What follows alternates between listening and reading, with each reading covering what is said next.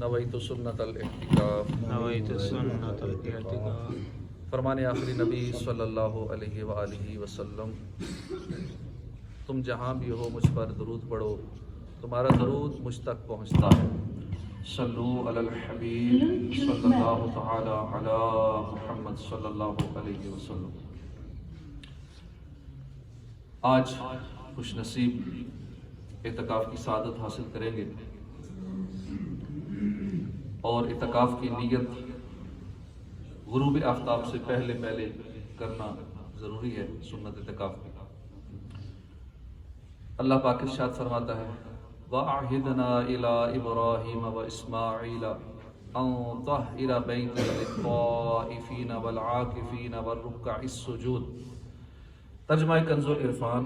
اور ہم نے ابراہیم و اسماعیل کو تاکید فرمائی کہ میرا گھر طواف کرنے والوں اور اعتکاف کرنے والوں اور رکوع و سجود کرنے والوں کے لیے خوب پاک صاف رکھو۔ حضرت ابراہیم اور حضرت اسماعیل علیہ السلام کو خانہ کعبہ اور مسجد حرام شریف کو حج، عمرہ، طواف، اعتکاف کرنے والوں اور نمازیوں کے لیے پاک و صاف رکھنے کا حکم دیا۔ یہی حکم تمام مسجدوں کے متعلق بھی ہے کہ وہاں بھی گندگی، بدبودار چیز نہ لائی جائے۔ یہ سنت انبیاء ہے۔ آیت کے الفاظ سے ظاہر ہوا کہ مسجد کے مقاصد میں سے اعتکاف کی عبادت بھی شامل ہے، اور یہ کہ اعتکاف گزشتہ امتوں میں بھی رائج تھا، اور مسجد کو ہر طرح کی بدبو سے بچانا بھی ضروری ہے۔ اس کی ہم نے کافی تفصیل بھی سنی تھی۔ میلے لباس کے ساتھ، بدبودار لباس کے ساتھ مسجد میں آنا، بدبودار منہ کے ساتھ مسجد میں آنا، یا مسجد میں ایسی چیز لانا جیسے پیاز، کچا پیاز چاٹ میں ڈالا ہوتا ہے، کسی کھانے کی چیز میں کچا پیاز، کچا لہسن، یا اعتکاف والوں کا گھر سے چاٹ آتا ہے، کوئی کھانا آتا ہے، اس میں کوئی ایسی چیز ہوتی ہے جیسے پیاز، لہسن، یا اس طرح کی کوئی اسمیل والی چیز، یہ چیزیں منع ہوتی ہیں۔ مسجدوں کو ہمیشہ خوشبودار ہی رکھنا چاہیے۔ مسجد میں آئیں تو کوشش کریں خوشبو لگا کے آئیں، نماز کی تعظیم کی نیت سے خوشبو لگائیں۔ اعتکاف کا لغوی اور شرعی معنی، لغوی اعتبار سے کسی چیز کی جانب اپنی توجہ مبذول کرنا اور بطور تعظیم اسی کو لازم پکڑ لینا اعتکاف ہے، اور شرعی نقطہ نظر سے مسجد میں اللہ کی عبادت کی نیت سے ٹھہرنا اعتکاف ہے۔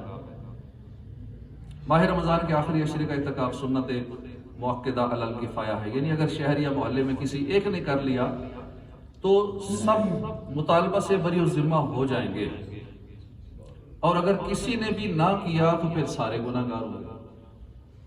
اعتکاف کا ایک حکم قرآن مجید میں یوں بیان فرمایا گیا وَلَا تُبَاشِرُوهُنَّ وَأَنْتُمْ عَاكِفُونَ فِي الْمَسَاجِدِ، اور عورتوں سے ہم مصری نہ کرو جبکہ تم مسجدوں میں اعتکاف سے ہو۔ اعتکاف سنت نبوی ہے۔ حضرت عائشہ صدیقہ رضی اللہ عنہ سے روایت ہے رسول کریم صلی اللہ علیہ وسلم رمضان کا آخری عشرہ اعتکاف میں گزارا کرتے تھے، اور فرمایا کہ جب آخری عشرہ آتا تو رسول اللہ صلی اللہ علیہ وسلم خوب تیاری فرماتے ہیں، تمام رات خود بھی بیدار رہ کر عبادت الہی میں مشغول رہتے، اپنے گھر والوں کو بھی بیدار رکھتے۔ مزید فرمایا کہ نبی اکرم صلی اللہ علیہ وسلم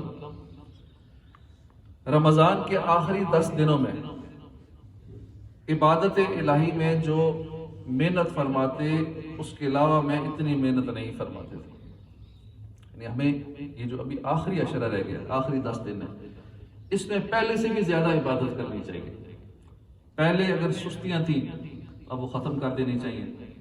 پہلے توجہ بٹی ہوئی تھی، سکیٹرڈ مائنڈ تھا، منتشر ذہن تھا، اب ساری توجہ اپنے رب کی طرف کر لینی چاہیے۔ چند دن جو باقی نیکیوں کا سیزن رہ گیا ہے، اس میں خوب نیکیوں کا پروفٹ حاصل کر لیا جائے، یہ سیزن لگا لیا جائے۔ نبی کریم صلی اللہ علیہ وسلم رمضان کے پہلے 20 دنوں میں عبادت بھی فرماتے مگر کچھ آرام بھی کرتے، لیکن جب آخری عشرہ شروع ہو جاتا تو پہلے سے بھی زیادہ عبادت شروع کر دیتا. چنانچہ سیدنا امام حسین رضی اللہ عنہ سے روایت ہے کہ جس نے رمضان میں 10 دنوں کا اعتکاف کیا تو گویا اس نے 2 حج اور 2 عمرے کیے. اور نبی کریم صلی اللہ علیہ وسلم نے فرمایا جو شخص اللہ کی رضا کے لیے 1 دن کا اعتکاف کرتا ہے تو اللہ تبارک و تعالیٰ اس کے اور دوزخ کے درمیان 3 خندقوں کا فاصلہ کر دیتا ہے، اور ہر خندق مشرق و مغرب کے درمیانی فاصلے سے بھی زیادہ لمبی ہے. اعتکاف کا بہت بڑا مقصد اور فائدہ تو گناہوں سے دوری ہے کہ بندہ جب تک مسجد میں رہے گا جو باہر گناہ کرتا تھا ان سے بچا رہے گا. اور یہ فضیلت خود حدیث میں موجود ہے. چنانچہ نبی اکرم صلی اللہ علیہ وآلہ وسلم نے فرمایا معتکف تمام گناہوں سے رکا رہتا ہے اور اسے عملاً نیک اعمال کرنے والے کی طرح مکمل نیکیاں عطا کی جاتی ہیں.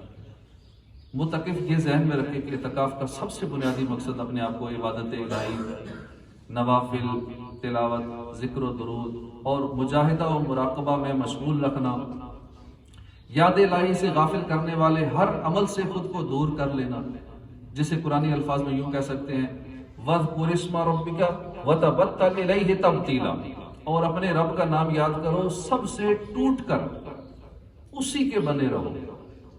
گویا اعتکاف میں انسان تمام مخلوق سے بطور خاص قلبی اور حتی الامکان ظاہری تعلق ختم کر کے اپنے خالق سے، اپنے مالک سے تعلق جوڑ لیتا. اس سارے عمل کا نتیجہ یہ ہو کہ معتکف کے دل میں محبت الہی پیدا، ہر طرف سے توجہ ہٹ جائے، صرف توجہ اپنے رب کی طرف ہے، محبت الہی میں اور اضافہ ہوگا. تلاوت قرآن کی حلاوت نصیب ہو، فکر آخرت بیدار ہو، نمازوں کا شوق بڑھے، جماعت میں شرکت کی عادت بنے، فضول گوئی کی جگہ خاموشی آ جائے، خاموشی سے زیادہ تلاوت اور ذکر و درود کی کثرت معمول بن جائے، ضروری دینی علم حاصل ہو، عبادت کا مستقل شوق پیدا ہو اور دل گناہوں سے بیزار ہو جائے. اعتکاف روحانیت کا خزانہ ہے، باطن میں انقلاب برپا کرنے والی عبادت ہے. زمانہ اعتکاف میں خدا سے قلبی اور روحانی تعلق جوڑنا بہت آسان ہے. دوران اعتکاف تہجد، اشراق و چاشت، اوابین، صلاۃ التوبہ، نوافل وضو، تحیت المسجد، تحیت الوضو، تراویح، مراقبہ، تلاوت، تسبیحات، مسنون اوراد و وظائف میں مشغول رہنا، صبح شام کی مسنون دعائیں مانگنے کی سعادت قلب اور روح کی صفائی میں نہایت مؤثر ہے. رات کا سجود و قیام، دن کی حالت سیام، نمازوں کے بعد تلاوت کا اہتمام، اکثر اوقات میں تسبیح اور درود و سلام کا التزام، تو یہ ساری دولت ان دنوں میں بآسانی حاصل ہو جاتی ہے. اعتکاف حقیقت میں خلوت نشینی، گوشہ نشینی کی ایک صورت ہے. اسی خلوت کے لیے بزرگان دین نے اپنی زندگی کا ایک بڑا حصہ جنگلوں میں گزار دیا، پہاڑوں میں اپنا وقت گزارتے تھے، ویرانوں میں کئی سال گزار دیتے تھے. یہ خلوت بذات خود مقصود نہیں ہے، لیکن بہت سے فوائد اسی خلوت پر مدار رکھتے ہیں. ہمارے کثرت کار اور افراتفری کے زمانے میں عمومی طور پر طویل خلوت نہیں ملتی. ہم اتنے بزی ہیں، ہمارے ڈیلی کا اسکیجول ایسا ہے کہ ہمیں خلوت کا ٹائم ہی نہیں ملتا. تنہائی میں اللہ کی بارگاہ میں حاضر ہونے کا، مراقبے کا، رونے کا، مغفرت طلب کرنے کا، اپنی آخرت کے بارے میں سوچنے کا، غور و فکر کا ٹائم نہیں بچتا ہمارے پاس. اپنا ایسا ٹف شیڈول چل رہا ہے ہر بندے کا، اتنے معاشی معاملات میں، دیگر گھریلو معاملات میں، زندگی کی کشم بکش میں ایسے بزی ہے کہ اپنے لیے ٹائم ہی نہیں نکلتا. تو اعتکاف میں یہ سارے معاملات خلوت نشینے کے آسان ہو جاتے ہیں. یہ نعمت کچھ دنوں کے لیے تو نصیب ہو جاتی ہے، اور اس طرح عبادت، تلاوت، ذکر و درود، امور آخرت کی فکر کے لیے تنہائی میسر آ جاتی ہے. نیز گناہوں سے دور رہنے کا موقع مل جاتا ہے.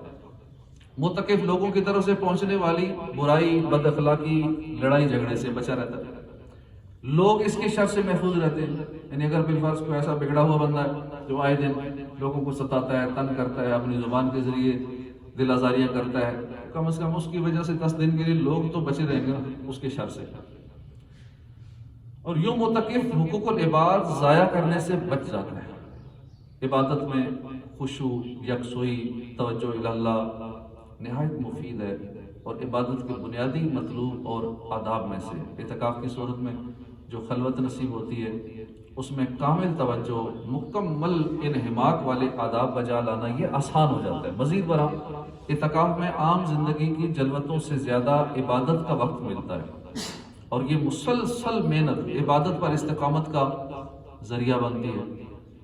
سلف صالحین، بزرگان دین، اولیاء کرام دل و زبان سے یاد الہی میں مشغول رہنے کے باوجود ترقی معرفت، لذت عبادت، ذوق تلاوت، حلاوت طاعت کے لیے ماہ رمضان میں اعتکاف کرتے تھے۔ چنانچہ فقی مالکی پیشوا امام مجتہد سیدنا امام مالک کا مستقل معمول تھا کہ جیسے ہی رمضان شروع ہوتا وہ اپنی تدریس، مصروفیات ختم کر کے تمام وقت تلاوت قرآن میں مشغول رہتے تھے۔ اسی طرح حضرت سفیان ثوری رحمۃ اللہ علیہ رمضان میں دیگر جملہ عبادات چھوڑ کر صرف اور صرف کلام الہی کی قرات کرتے تھے۔ تابعی جلیل امام تفسیر حضرت قتادہ رحمۃ اللہ علیہ دوران اعتکاف آخری عشرے میں ہر رات مکمل قرآن حکیم تلاوت فرمایا کرتے تھے۔ اسی طرح امام غزالی نے بغداد چھوڑنے کے بعد بیت المقدس میں عرصہ دراز تک اعتکاف کیا اور تلاوت و ذکر و تسبیح اور عبادت و شب بیداری اور فکر آخرت کے ساتھ ساتھ امت پر عظیم احسان کرتے ہوئے عظیم کتاب احیاء العلوم تصنیف فرمائی۔ الغرض خدا کے پاک بندے ہمیشہ سے اعتکاف کرتے آئے ہیں اور اس سے عظیم روحانی اور اخروی خزانے حاصل کرتے آئے ہیں۔ حالانکہ یہ لوگ تو ویسے ہی دن رات اللہ کی عبادت کرتے تھے، ان کا تو ویسے ہی لمحہ لمحہ اللہ کی عبادت میں گزرتا تھا، لیکن اس کے باوجود امام غزالی جیسے لوگ، بڑے بڑے اولیاء کرام، امام مالک جیسے ہستیاں، ان کا بھی معمول تھا اعتکاف کرنا، تو ہمیں کتنی سخت حاجت ہے اعتکاف کی۔ ہم تو ویسے ہی عبادت سے دور ہیں، غفلت میں وقت گزرتا ہے، عبادات کا پتہ ہی نہیں ہے، عبادت صحیح ادا کرنے کا پتہ نہیں ہے، تو کرتے نہیں ہیں، کرتے ہیں تو آتی نہیں ہے، غلطیاں بہت زیادہ ہیں، نماز درست نہیں ہے، قرات درست نہیں ہے، مخارج سے قرآن پاک نہیں پڑھے ہوئے، تو اللہ پاک ہمیں توفیق نصیب فرمائے۔